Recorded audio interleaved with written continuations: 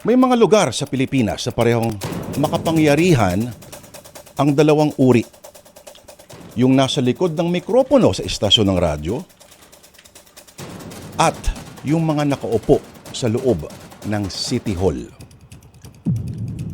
Pero sa gantong uri ng mga mababangis na kagubatan ng lipunan, isa at iisa lamang ang hayop na number one.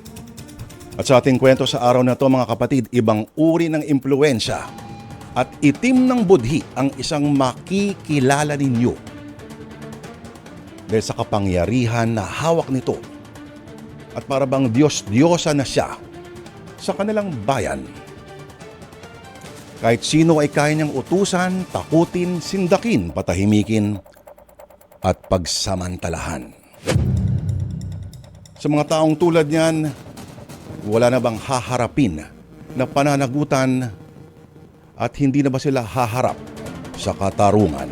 Simulan na po natin ang ating kwento sa huling Huwebes ng buwan na ito.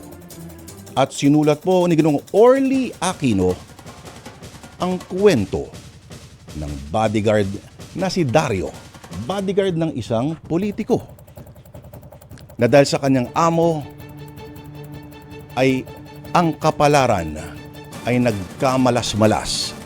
Ito na po mga kapatid, ang ating drama, ang ating palabas na pinamagatang Walang Habas.